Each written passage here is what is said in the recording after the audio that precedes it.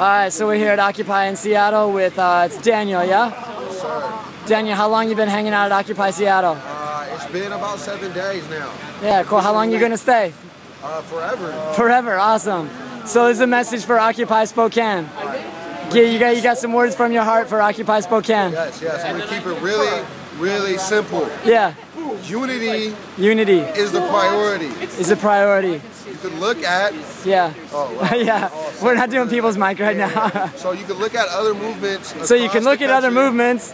Just kidding. And you have to maintain that unity is the focus. Yeah. Unity. What does unity mean? What is unity between who? Together, between everyone in your movement, between everyone in all the movements in this country, and then again in all the movements across the world. What about the ordinary people that are walking by on the sidewalk? Unity with them? Oh yeah, all 99%. Yeah, all of it. You have to be unified. Yeah. No matter what ideological, yeah, political, or weird social disorder that occurs within your group, unity has to be the main emphasis. Yeah. Good night, brother. Adios. All right. There was a Daniel. I couldn't agree. I couldn't agree with you more wholeheartedly. I want to draw that out just a little bit more. There was a kind of an issue earlier tonight about racial issues, because we're doing political work here, and we're kind of like thrashing out some deep psychological scars of humankind among ourselves, right? Like that's what it seems to me. Like we're kind of having the conversations that the rest of humankind needs to have. What happened here tonight? Was there was some kind of hard feelings? So here there was a proposal put to the GA for a name change. Yeah. In the idea of solidarity with a couple other movements who've also chose to adopt the name decolonization or unoccupy. So we would change our names from Occupy Seattle to Decolonization Seattle, something. Right. Yeah. The name that was proposed that we voted on, to be voted on, was Decolonization / Occupy Seattle. Okay. And again, this was proposed in the idea of solidarity, specifically with Albuquerque, as well as different Albuquerque has done this. Okay. And basically what happened was it got voted down. Yeah. And while the discussion as a group was going on, it got very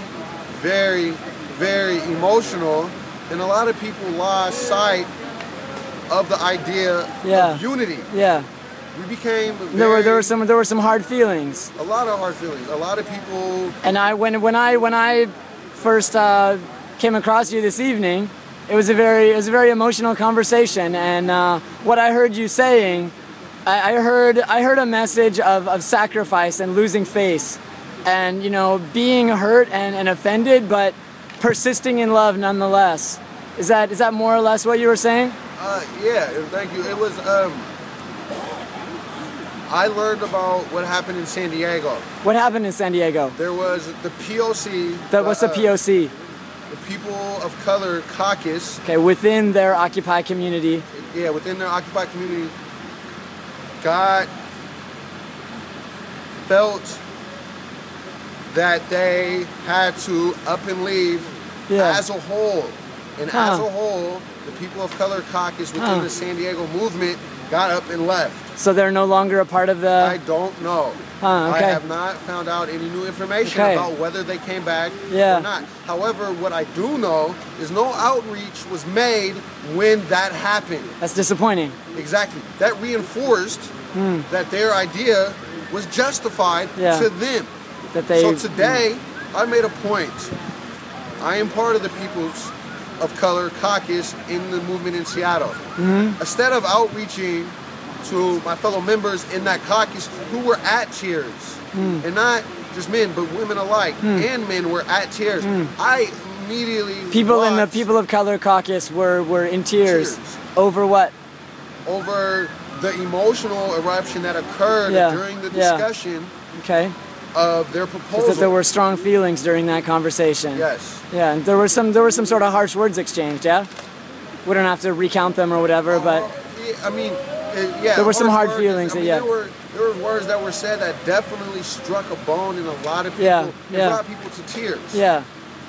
Tell me about what I thought was really fundamental, and what I was really touched by what I heard you saying earlier tonight was about the message of sacrifice. And if you don't mind my saying so on camera, you said that, you know, for you to sort of be reaching out, and that you might. No, I'm not going to say that. I heard a message of sacrifice, of having your feelings hurt, and just doing it anyways, just loving anyways because it's the right thing, and understanding that everyone has suffered, right? Is that? That hits the nail on the head. Yeah. I mean, I came into this with the idea that we were all sacrificing, and that no one was not sacrificing to be here.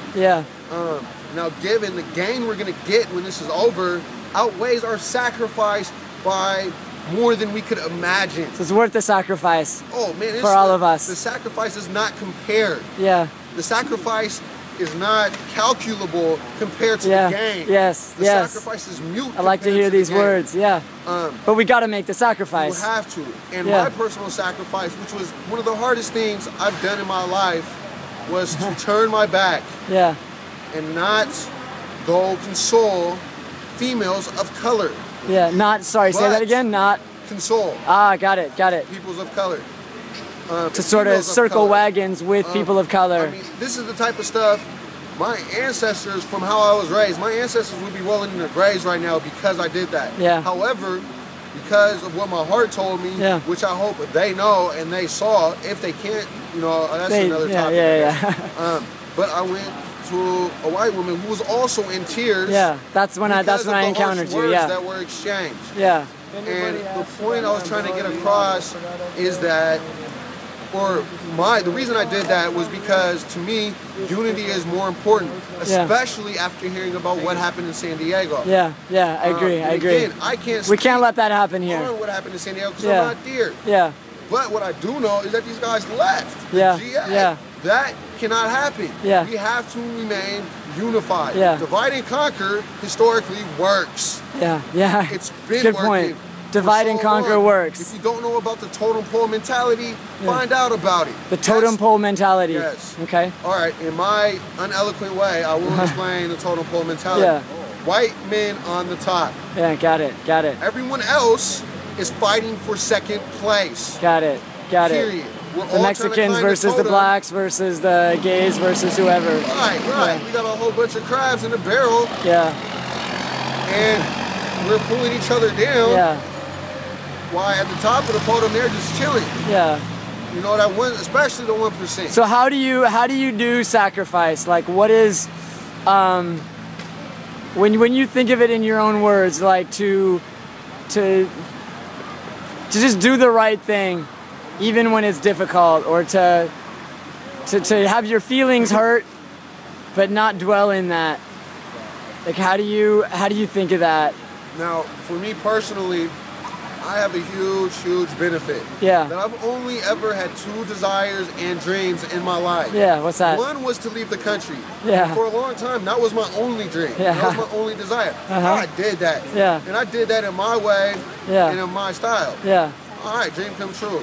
When I came back to this country, however, after studying the people I was studying, I decided that the only other option for me was to be a revolutionary. Awesome. I couldn't support this system. I couldn't I couldn't have kids in this world. Couldn't be a passive observer and just let it be. I can't do that.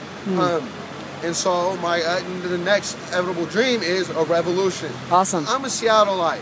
Born and raised here. Where'd you go to high school? Nathan Hill High School. Awesome. 135th or 110th and 35th in Seattle. And being from here, I cannot shake the fact that this is home. However, this is our home. For the last 5 years, which the first 2 of those years, I was traveling overseas. I heard you talking about being in the Middle East. Right. I went to a place, like really Palestine. Never experienced love like I did in Palestine. I just got to get that out there. And I learned also that occupied people, or people that are extremely oppressed, are the most possessed people, or most possessed by love in the world. And on top of that, love's an emotion. And sometimes emotions are hard to I don't want to say some